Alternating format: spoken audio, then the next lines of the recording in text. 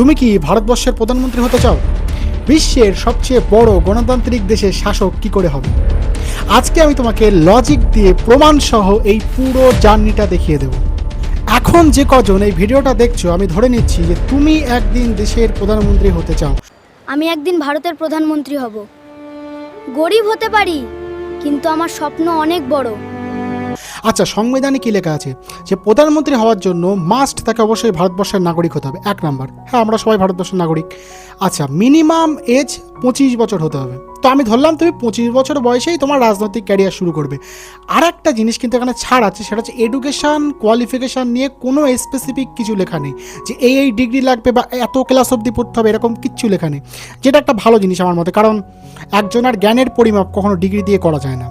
এখন প্রধানমন্ত্রী হওয়ার এই টোটাল জার্নিটাকে আমি 3টে ফেজে ভাগ করছি। প্রত্যেকটা ফেজ তুমি নিজের সাথে এখন কম্প্যারিজন করবে এবং একটু একটু করে কল্পনা করবে নিজের সাথে, সেগুলো একটু মিলিয়ে দেখবে। প্রথম পর্যায় বা ফার্স্ট ফেজ। আচ্ছা, আমি এখন ধরে নিচ্ছি যে তুমি খুব একটা গরিব নিম্ন মধ্যবিত্ত পরিবারের ছেলে, তোমার বাড়ি এতটুকু টাকা নেই, এবং তুমি এরকম একটা নিচু পজিশনে থেকে তোমার কি এই স্বপ্নটা দেখা ঠিক হবে যে হ্যাঁ তুমি গিয়ে একদিন ভারতবর্ষের প্রধানমন্ত্রী হবে, যে তুমি ভারতবর্ষের রাজনীতির একদিন সর্বোচ্চ পর্যায়ে যাবে? তো আজকে তোমাকে কয়েকটা ইতিহাস বলছি, শোনো। নাম্বার 1, একটা ছেলে যার 1.5 বছর বয়সে বাপ মরে যায়, যার স্কুলে যাওয়ার সময় না বই কেনার টাকাটুকু ছিল না, বাড়ি দুবেলা দুমুঠো ভালো করে খাওয়া হতো না, স্কুলে যাচ্ছে পায়ের জুতোটুকু কেনার টাকা নেই, খালি পায়ে স্কুলে যেত, খালি পায়ে চারিদিকে ঘোরাঘুরি করতো। সেই ছেলেটা একদিন গিয়ে ভারতবর্ষের প্রধানমন্ত্রী হয়। আমি বলছি লাল বাহাদুর শাস্ত্রীর কথা। একটা ছেলে যার বাবা গুজরাটের ভাদনগর স্টেশনে একটা ছোট্ট চায়ের দোকান চালাতো, প্রত্যেকটা দিন স্কুল শেষে ওই ছেলেটা গিয়ে বাপের চায়ের দোকানে চায়ের কেটলি নিয়ে মানুষকে সেই চা দিয়ে দিয়ে সার্ভ করে বেড়াতো, ট্রেনে ট্রেনে চা বিক্রি করে বেড়াতো। ওই ছেলেটা আজকে ভারতবর্ষের সবচেয়ে দীর্ঘতম সময় ধরে থাকা প্রধানমন্ত্রী। একদম প্রত্যন্ত গ্রাম অঞ্চলে জন্মগ্রহণ করা একটা ছেলে, একটা গরিব চাষির ছেলে, যে সারাদিন মাঠে সময় কাটাতো, সারাদিন মাঠে কাজ করে সময় কাটাতো, সেই ছেলেটা একটা সময় কর্ণাটকে সিএম হয়, এরপর ভারতবর্ষের 11তম প্রধানমন্ত্রী হিসেবে শপথ গ্রহণ করে। আমি বলছি এইচ.ডি. দেবে গৌড়ার কথা। ঠিক এইরকম আর একটা গ্রামের কৃষক পরিবার থেকে উঠে গিয়ে আর একটা ছেলে চন্দ্রশেখর, সেও একদিন ভারতবর্ষের প্রধানমন্ত্রী হিসেবে শপথ নেয়। আমি তোমাকে এই ঘটনাগুলো কেন বলছি, আমি তোমাকে এই ইতিহাসগুলো কেন বলছি, কারণ মনে রেখে দিও এরা কেউ কোনো প্রিভিলেজড ব্যাকগ্রাউন্ড থেকে ছিল না, এরা প্রত্যেকে তোমার চেয়ে গরিব একটা অবস্থা থেকে গিয়ে একটা সময় ভারতবর্ষের রাজনীতির সর্বোচ্চ পর্যায়ে গিয়েছে। সুতরাং আজকে তুমি যেরকম অবস্থায় থাকো না কেন, তোমার বাড়ি খদ্দর যেমন হোক, তোমার বাপের যে কোনো পেশা হোক, তুমি এখন যেরকম হালতে থাকো না কেন, এই স্বপ্নটা তোমার জন্য দেখা ভ্যালিড, এবং এইটার জন্য যথেষ্ট প্রুফ আছে। কারণ ভারতীয় রাজনীতিতে এই রকম ঘটনা বারে বারে ঘটেছে, প্রতিবার ঘটেছে। সুতরাং এইটা তোমার জন্য ভ্যালিড। সেকেন্ড ফেজ বা সাংগঠনিক ফেজ, এই ফেজটা ভারতবর্ষের প্রত্যেকটা প্রধানমন্ত্রী, প্রত্যেকটা মুখ্যমন্ত্রী, তোমার জানা ভারতবর্ষের প্রত্যেকটা বড় বড় নেতাকে এই ফেজটা পার করতে হয়েছে। সেটা হলো তাদেরকে কোনো না কোনো রাজনৈতিক সংগঠন, কোনো না কোনো ছাত্র সংগঠনের মাধ্যমে, কোনো না কোনো অ্যাক্টিভ পলিটিক্যাল সংগঠনের মাধ্যমে তাদেরকে উঠে আসতে হয়েছে। And this is must. এবং সেই সংগঠনটা যে কোনো কিছু হতে পারে, সেটা হতে পারে বিজেপির এবিভিপি, হতে পারে সিপিএমের এসএফআই, বা হতে পারে কংগ্রেসের ছাত্র সংগঠন, যে কোনো কিছু। কিন্তু তোমাকে এইগুলোর মধ্যে থেকে একটা চুজ করে আস্তে আস্তে আস্তে আস্তে উপরে উঠতে হবে। কারণ ভারতবর্ষের যে কজন প্রধানমন্ত্রী, তারা কেউই এই ছাত্র সংগঠন ছাড়া বা ছাত্র রাজনীতি ছাড়া কেউ উঠে আসেনি, তাদের সবাইকে সেটা করতে হয়েছে। আমাদের প্রধানমন্ত্রী নরেন্দ্র মোদীকে দেখো, মাত্র 8 বছর বয়স থেকে চায়ের কেটলি নিয়ে উনি ওনার বাড়ির পাশে থেকে আরএসএস সংগঠন অফিসে যেত রোজ।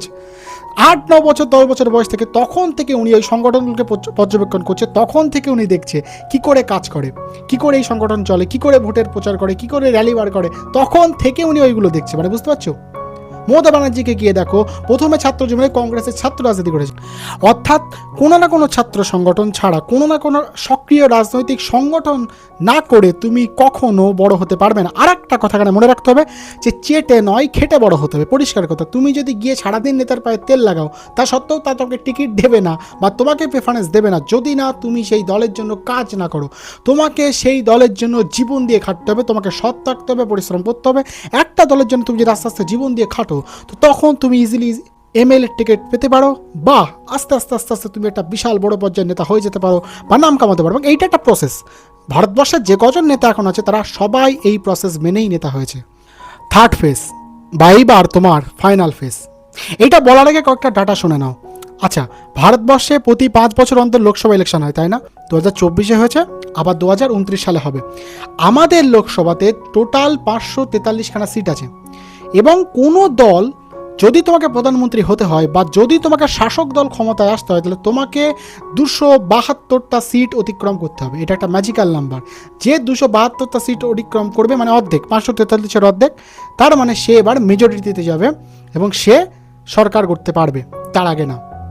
এবং এই যে 272টার বেশি যখন তুমি সিট পাবে, অর্থাৎ 272টার বেশি এমপি যখন নিয়ে তুমি জিতবে, এরপরে তোমার দলের এমপিরা তারা রাষ্ট্রপতির কাছে এবং তোমার নাম সাজেস্ট করবে যে এই হচ্ছে আমার দলের মধ্যে সবচেয়ে সক্রিয় সদস্য, আমরা এনাকে দেশের পিএম হিসেবে দেখতে চাই, এবং রাষ্ট্রপতি তারপর তোমাকে ভারতবর্ষের প্রধানমন্ত্রী হিসেবে শপথ গ্রহণ করাবে। এবং এই প্রসেস মেনেই এতদিন কাজ হয়েছে। 2014 সালেও যখন বিজেপি জিতেছিল তখন পর্যন্ত বাকি সমস্ত এমপিরা মিলে নরেন্দ্র মোদীর নাম ঘোষণা করে এবং নরেন্দ্র মোদীকে দেশের প্রধানমন্ত্রীর শপথ গ্রহণ করা হয়, রাষ্ট্রপতি শপথ গ্রহণ করার।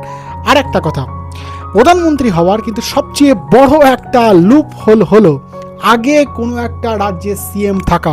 ঠিক এই মিস্টেকটা অনেকে করে বলে হয়তো তারা কখনো পিএম হতে পারে না।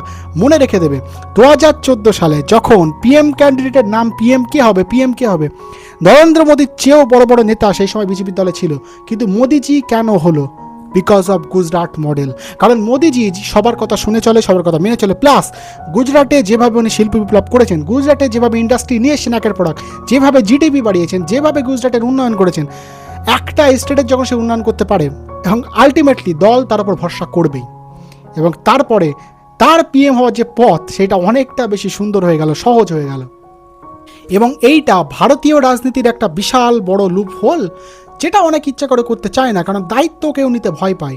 দায়িত্ব নিতে মানুষ ভয় পায়, ইচ্ছা করে কেউ সিএম হতে চায় না কোনো রাজ্যের। অনেকে লিডার অফ অপোজিশন থাকতে বেশি স্বাচ্ছন্দ্য বোধ করে, কারণ জানে দায়িত্ব নিলে চাপে পড়ে যাব। কিন্তু নরেন্দ্র মোদীকে দেখো, সে দায়িত্ব নিয়েছিল একটা সময়, সে গুজরাটে উন্নয়ন করেছে, তারপরে কিন্তু দল তার নাম পিএম ক্যান্ডিডেট হিসেবে সাজেস্ট করেছে। তুমি পিএম এইচডি দেবে গৌড়াকে দেখো, সে যখন কর্ণাটকায় খুব ভালো ভালো কাজ করেছে, সে তখন কর্ণাটকার সিএম ছিল, যখন সে মুখ্যমন্ত্রী হিসেবে প্রচুর ভালো ভালো কাজ করেছে, তারপরে যখন পিএম ক্যান্ডিডেটের নাম এলো, এইচডি দেবে গৌড়াকে দেশের প্রধানমন্ত্রী শপথ গ্রহণ করানো হলো, দ্যাটস অল। এবং কোনো একটা রাজনৈতিক দলের মধ্যে তুমি যে দলই করো না কেন, যখন তুমি যদি সেই কোনো একটা স্টেটে সিএম পর্যায়ে যেতে পারো এবং তুমি যদি সেই স্টেটের প্রচুর উন্নতি করতে পারো, এবং 100% প্রধানমন্ত্রী হওয়ার চান্স তোমার 1000% বেড়ে যাবে। আচ্ছা, একটা খুব নিম্ন মধ্যবিত্ত পরিবারের ছেলে থেকে, একটা খুব সাধারণ পরিবারের ছেলে থেকে দেশের প্রধানমন্ত্রী হওয়া বা সর্বোচ্চ পর্যায়ে যাওয়া অনেক টাফ একটা কাজ, আমি জানি, কিন্তু অসম্ভব না। ভারতের রাজনীতিতে এই রকম উদাহরণ বারংবার উঠে এসেছে। এই রকম লোক যাদের কোনো ব্যাকআপ ছিল না, যারা কোনো প্রিভিলেজড ব্যাকগ্রাউন্ডের ছিল না, তারা বারংবার গিয়ে ভারতবর্ষের রাজনীতিতে ইতিহাস তৈরি করেছে। এবং যদি এতজন, আজকে 4 থেকে 5 জন যদি প্রধানমন্ত্রী তোমার চেয়েও বাজে কন্ডিশন থেকে উঠে এসে, তোমার চেয়েও গরিব অবস্থা থেকে উঠে গিয়ে তারা যদি দেশের পিএম হতে পারে, এবং তুমি যদি দেশকে ভালোবেসে থাকো এবং কখনো একটা বার নিজের দেশের সিস্টেমকে বদলাতে চাও এবং এই শব্দটা প্রত্যেকটা দিন যদি দেখতে থাকো, তাহলে একদিন তুমি কেন হতে পারবে না, এবং তুমিও 100% হতে পারবে। কারণ এটা আমাদের দেশের ইতিহাসে বারবার ঘটেছে। কে জানে, হয়তো এই ইতিহাসের পুনরাবৃত্তি একদিন তুমি করবে। আচ্ছা, এখন তুমি একটু কমেন্টে লিখে জানাও তো, যে যদি কোনো দিন তুমি ভারতবর্ষের প্রধানমন্ত্রী হতে পারো, তাহলে ভারতবর্ষকে কোন পর্যায়ে নিয়ে যাবে, বা আমাদের দেশে কোন কোন নিয়ম পরিবর্তন করবে। আর যদি ভিডিওটা একটুও ভালো লাগে, তাহলে আমার চ্যানেলটা একটু সাবস্ক্রাইব করে নেও ভাই প্লিজ, কারণ এমনি কেউ ভাই করতে যাচ্ছে না, খুব সমস্যার মধ্যে দিয়ে যাচ্ছি।